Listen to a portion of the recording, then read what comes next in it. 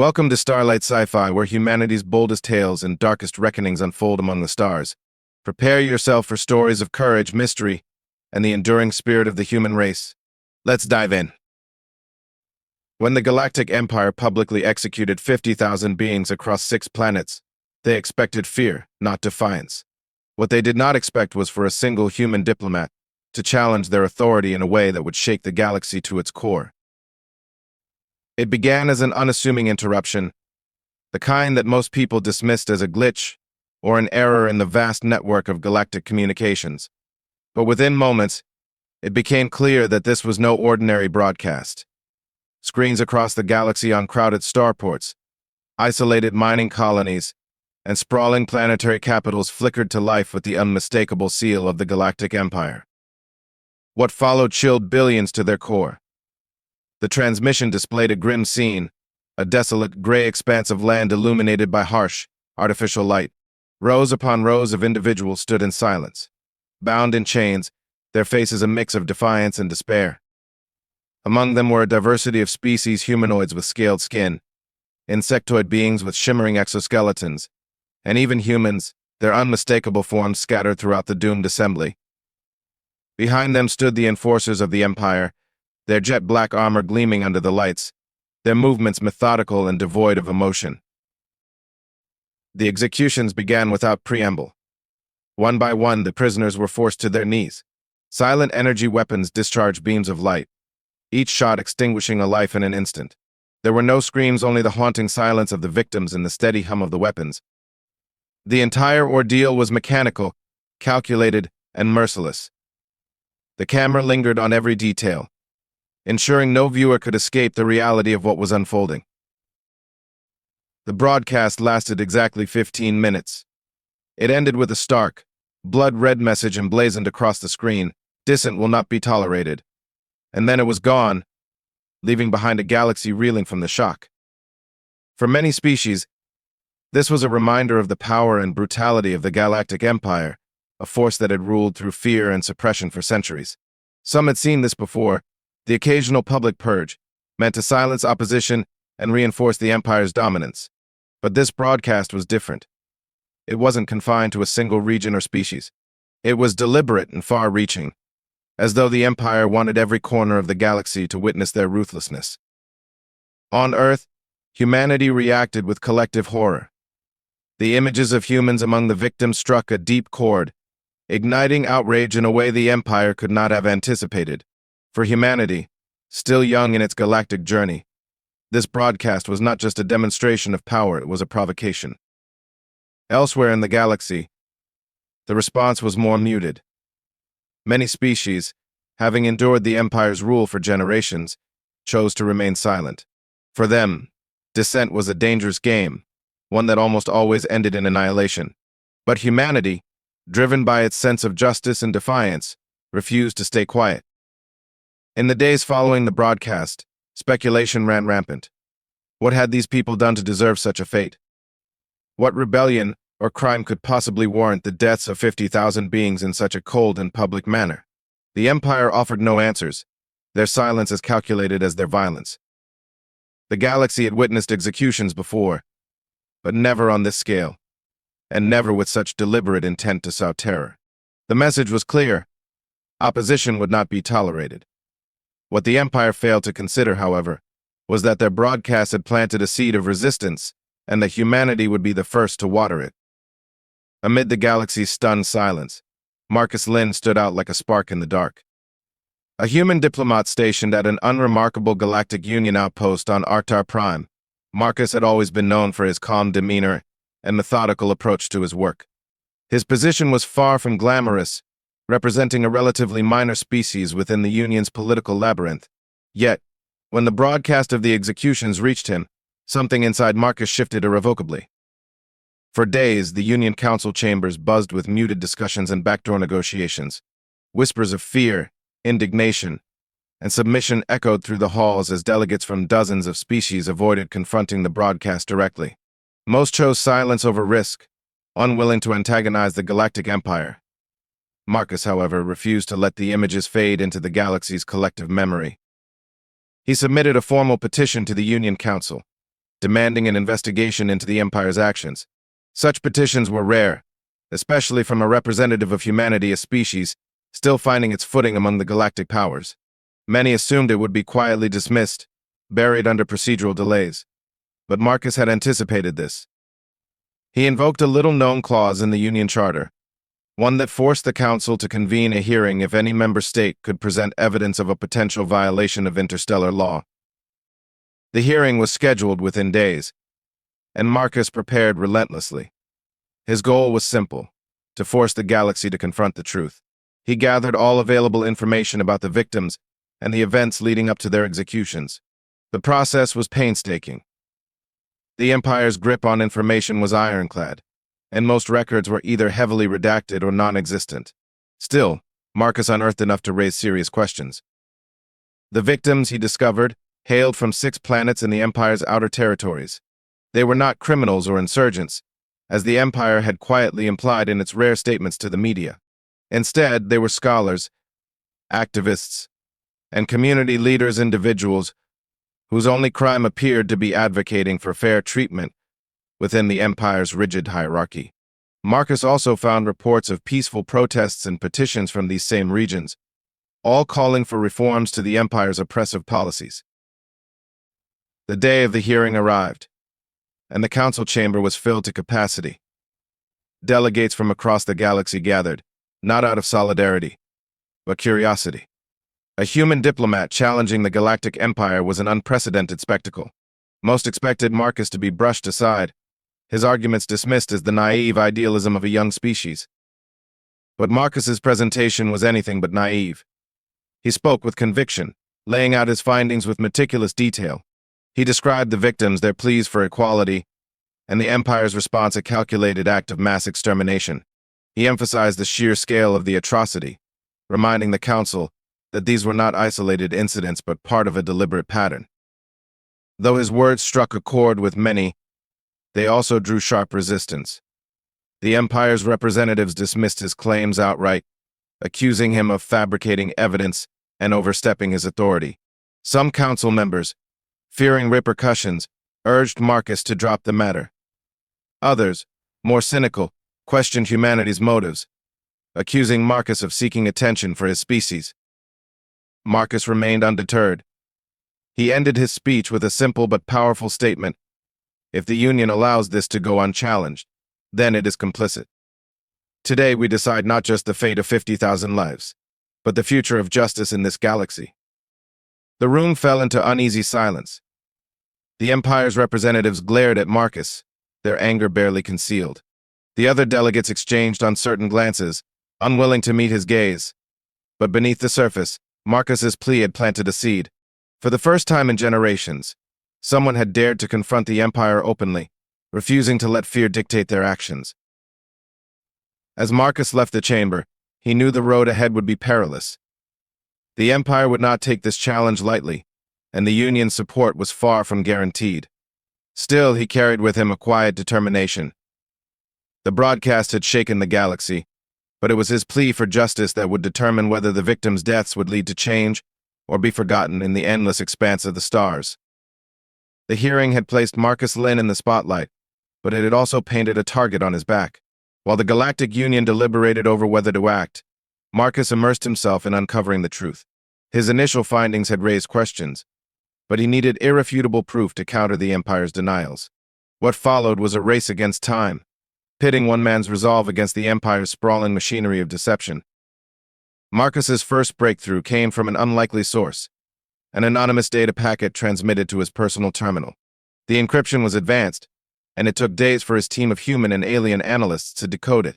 What they found shocked them to their core. The packet contained fragments of internal Empire communications memos, transcripts, and video logs that revealed the executions were not a reaction to rebellion but a premeditated act. The documents described a growing movement within the Empire's outer territories, where diverse communities had begun to unite against centuries of oppressive rule.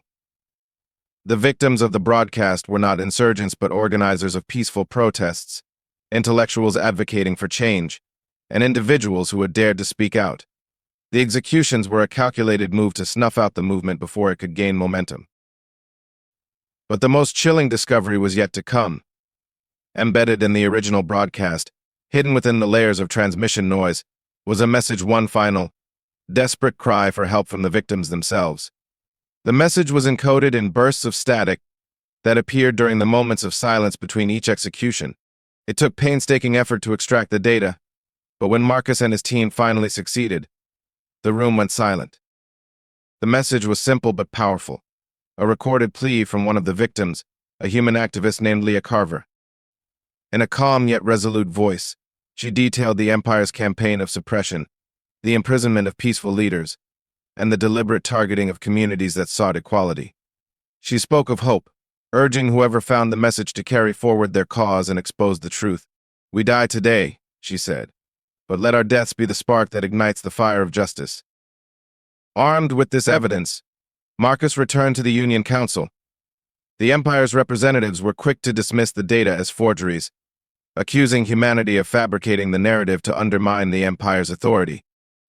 They presented their own version of events, claiming the executions were necessary to quell a violent uprising that had threatened galactic stability. But as Marcus delved deeper, the cracks in the Empire's story became impossible to ignore. The timeline of events they presented didn't align with independent records. Alleged acts of violence by the so-called rebels were proven to be staged, with falsified images and fabricated witness accounts. The Empire had woven a web of lies, but Marcus was methodically dismantling it thread by thread. Still, the task was monumental. Many within the Union were reluctant to act, fearing the consequences of challenging the Empire.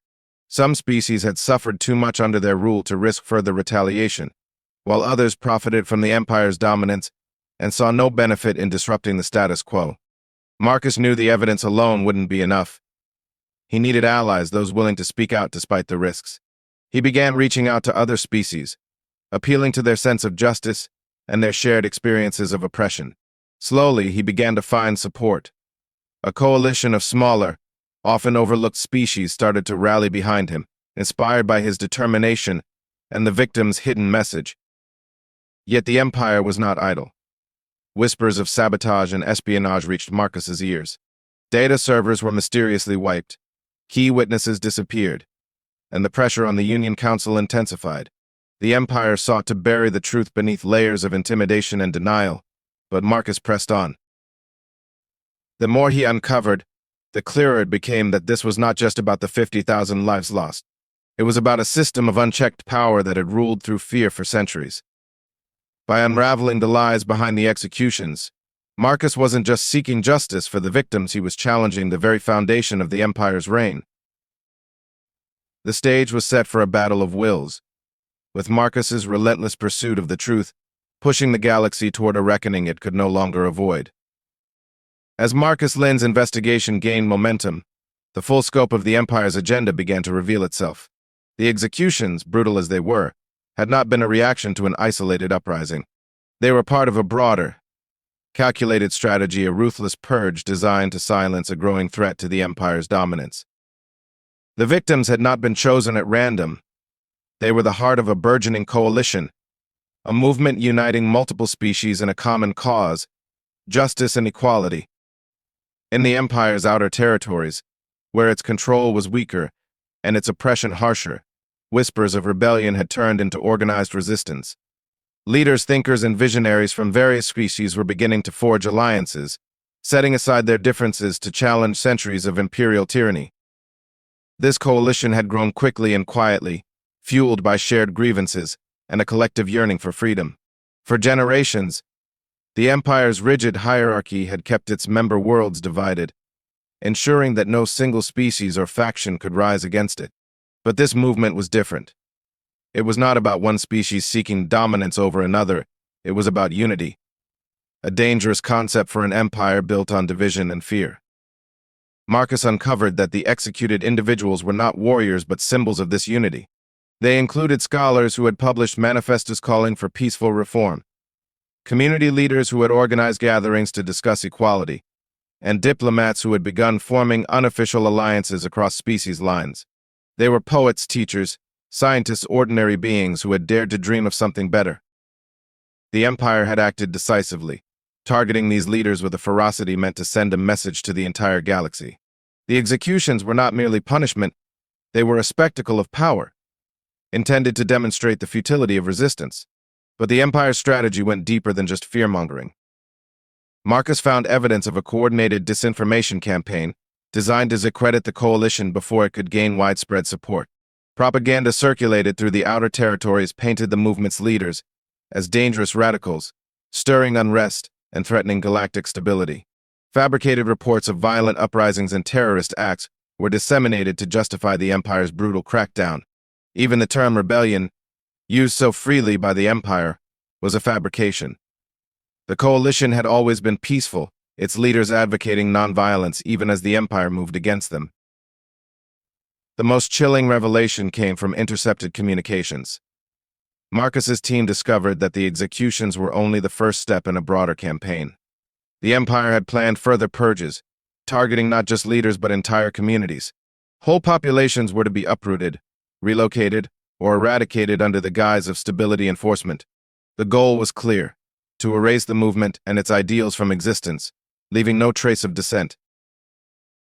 Marcus knew that exposing this hidden agenda was critical.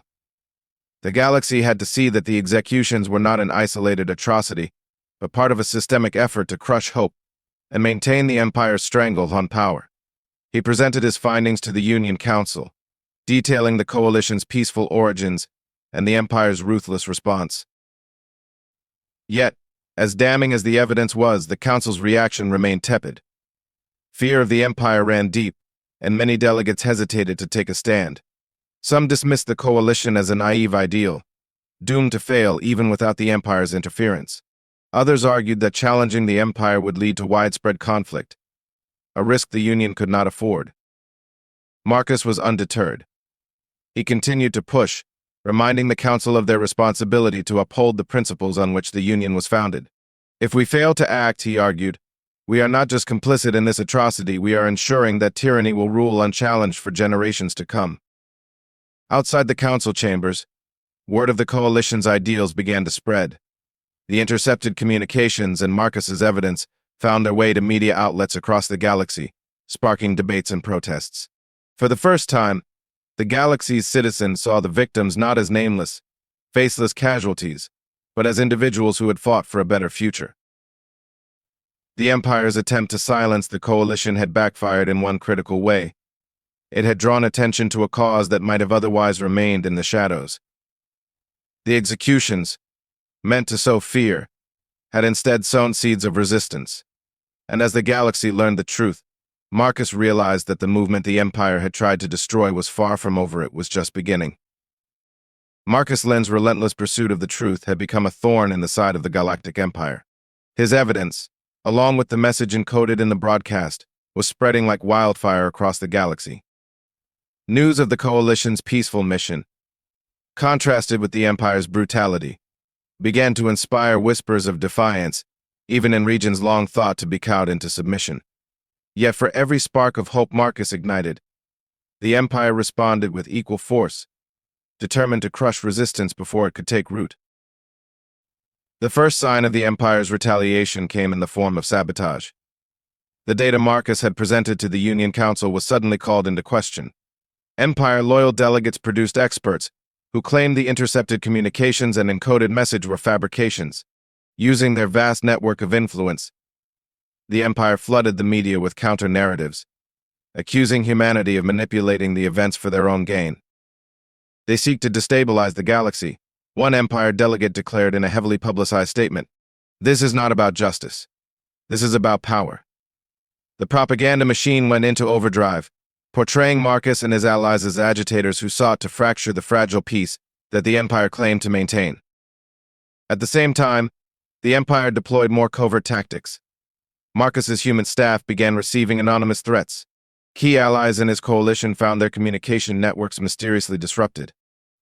In one instance, a freighter carrying crucial evidence linking the Empire to falsified insurgency reports was destroyed in a suspicious accident during transit.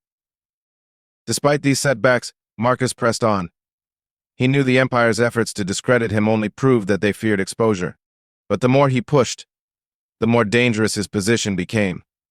His investigative team discovered encrypted transmissions indicating that the Empire had authorized the use of its elite covert forces to neutralize key threats, Marcus included.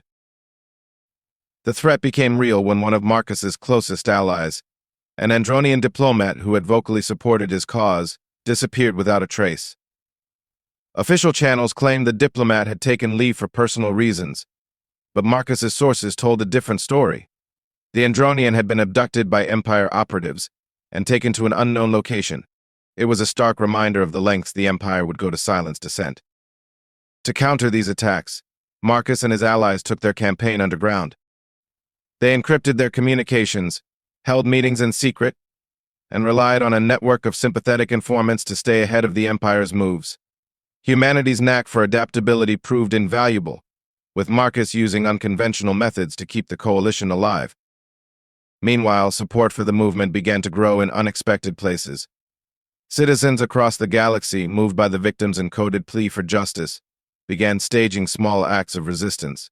On mining colonies, workers refused to meet Imperial quotas. In farming communities, supply shipments bound for Empire-controlled planets were deliberately delayed. Even on core worlds, where the Empire's presence was strongest, graffiti began to appear, bearing the Coalition's rallying cry, "We died today, but hope survives." The Empire responded with a brutal crackdown. Entire settlements suspected of harboring sympathizers were razed. Public executions became more frequent, each broadcast more gruesome than the last.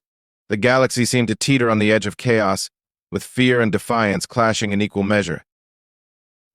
Amid this turmoil, Marcus uncovered a critical piece of information. His informants within the Empire's lower ranks revealed the existence of a secret facility on an isolated moon. It was here, they claimed, that the Empire was holding surviving members of the Coalition leadership, those who had not been executed during the initial broadcast. If true, this meant that the movement's leaders, and perhaps more evidence of the Empire's atrocities, were still alive. The discovery presented both an opportunity and a dilemma. Rescuing these individuals could provide the proof needed to sway the Union Council and rally the galaxy against the Empire. But it was also a monumental risk. The facility was heavily guarded, and any attempt to infiltrate it could provoke a full-scale war. Marcus knew the decision was not his alone to make. He brought the information to the Coalition, now a fragile yet growing alliance of species united by shared pain and hope. The debate was intense, with some arguing for caution and others for immediate action. In the end, they reached a consensus. The stakes were too high to ignore. As preparations for the mission began, Marcus reflected on how far they had come and how far they still had to go. The Empire had tried to erase the Coalition, but their actions had only strengthened it. The galaxy was waking up, and Marcus vowed that no matter the cost, the truth would prevail. The Empire's reign of fear was beginning to falter, and humanity's defiance stood at the heart of the storm. The Coalition's plan to infiltrate the Empire's secret facility was both daring and desperate. The isolated moon, designated Arxes 7, lay deep within the Empire's territory, protected by layers of defense systems and a fleet of patrolling warships. Yet, it was the Coalition's only chance to strike a decisive blow against the Empire's narrative. If they could rescue the imprisoned leaders and uncover undeniable evidence of the atrocities, they might turn the tide of galactic opinion. The Coalition's forces were a patchwork of volunteers from different species, united by their common cause but far from a professional army. They had no hope of matching the Empire's strength head-on, so they relied on ingenuity and stealth. Humanity, with its history of asymmetric warfare and adaptability, took the lead in planning the operation. Marcus coordinated with a team of human strategists and alien tacticians, each contributing their unique skills to create a plan that was as audacious as it was dangerous. The operation began with a diversion. A fleet of outdated cargo vessels, retrofitted to appear as fleeing refugee ships, entered the outer perimeter of Arxes 7's defense zone. The Empire's warships moved to intercept, expecting an easy capture or elimination. What they didn't realize was that the cargo ships were packed with decoy signals and drones, designed to create chaos and overwhelm their scanners. While the Empire's attention was diverted, a small strike team slipped through the defenses aboard a stealth ship, cloaked in cutting-edge human technology enhanced by alien modifications. The team included human operatives, Andronian engineers, and Draxian combat specialists, each selected for their expertise.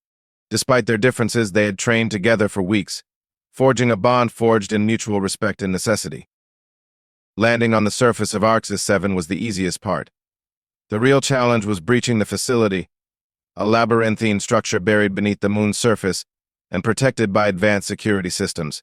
The team moved with precision, disabling sensors and neutralizing guards without setting off alarms. They relied heavily on the skills of the Andronian engineers, whose species had an innate talent for manipulating technology, and the brute strength of the Draxians when force was unavoidable. As they descended deeper into the facility, the atmosphere grew tense. The team knew the Empire wouldn't hesitate to kill the prisoners if they realized a rescue was underway. Time was their greatest enemy. When they finally reached the detention block, they found the Coalition leaders in a grim state, malnourished, injured, but alive. Among them was Leah Carver, the human activist whose hidden message had galvanized the galaxy. Despite her condition, her spirit was unbroken. She immediately recognized the team's presence as a sign that their cause still lived. The rescue, however, did not go unnoticed. As the team began extracting the prisoners, the facility's alarms blared to life. Imperial reinforcements were en route, and the clock was ticking. The team fought their way back to the surface, the Draxians covering their retreat with ferocious determination, while the engineers scrambled to bypass newly activated security measures. Every step was a battle, every moment a test of their resolve. When they finally reached their ship, the facility's defenses were fully activated. Automated turrets opened fire, and enemy ships began closing in. The team's stealth ship, designed for infiltration rather than combat, was ill-equipped for a direct confrontation. But just as all seemed lost, the Coalition's diversion fleet returned, this time armed with improvised weapons and piloted by volunteers willing to risk everything. They engaged the Empire's forces, creating just enough chaos for the rescue team to escape. As the stealth ship broke free from Arxis 7's gravity well, Marcus received a transmission from the team leader. "We have them," the operative said, his voice laced with exhaustion and triumph. The rescued leaders, including Leah Carver, were safe, but the cost of the mission was high. Several members of the strike team had sacrificed their lives, and the Coalition's diversion fleet had suffered heavy losses. The victory, though bittersweet, was a turning point. The survivors carried with them not just the rescued leaders but also hard evidence of the Empire's atrocities, data logs, video recordings, and testimony that could not be dismissed as fabrications. For the first time, the galaxy had irrefutable proof of the Empire's systematic oppression and its deliberate campaign to silence dissent. As the stealth ship vanished into the safety of uncharted space, Marcus knew the fight was far from over. The Empire would retaliate with all its might, and the Coalition's survival was anything but guaranteed. But the success of the rescue mission was a beacon of hope. The galaxy had seen what unity could achieve, and the seeds of rebellion were now scattered across countless worlds. The Empire's reign was no longer unchallenged. The Coalition had struck a blow not just to its power, but to its image of invincibility. And Marcus, though weary, felt a renewed sense of purpose. The fight for justice had entered a new phase, and humanity's role in the galaxy was no longer that of an observer. They were now at the heart of a movement that could change the course of history. The rescue of the Coalition's leaders from Arxis 7 sent shockwaves through the galaxy. For years, the Empire had relied on its veneer of invincibility to maintain control, but the successful infiltration of one of its most secure facilities shattered that illusion. The Coalition's defiance had gone from a whisper in the shadows to a roar that could not be ignored. The newly freed leaders, including Leah Carver, became symbols of resistance. They brought with them evidence that exposed the Empire's darkest secrets, proof of mass executions, forced relocations, and the systematic targeting of peaceful activists. The data Marcus Lin had worked so hard to uncover was now amplified by first-hand testimonies. The galaxy's media, once dominated by Imperial propaganda, erupted with stories of the Coalition's bravery and the Empire's brutality. For Marcus, this moment was bittersweet. The success of the mission had come at a heavy cost: lives lost, alliances strained, and a looming sense that the Empire's retaliation would be swift and merciless. Yet, as he stood alongside Leah and the other leaders at a secure coalition base, he realized that their fight was no longer just about survival. It was about the awakening of billions who had lived in fear for generations. The Union Council, under mounting pressure from its member worlds, was forced to reconvene. Delegates who had previously hesitated to act were now confronted with overwhelming evidence and the growing demands of their constituents. Protests erupted across Union-controlled territories, with citizens from every species calling for justice. The coalition's message, "We die today, but hope survives," had become a rallying cry for the oppressed. But the Empire was far from defeated. As the coalition celebrated its victory, the Empire's leaders held emergency meetings to strategize their response. They could no longer dismiss the resistance as an isolated nuisance. It had become a movement with the potential to ignite a galaxy-wide rebellion. The Empire's first move was to tighten its grip on the territories it controlled. Martial law was declared on dozens of planets, curfews enforced, and entire populations subjected to mass surveillance.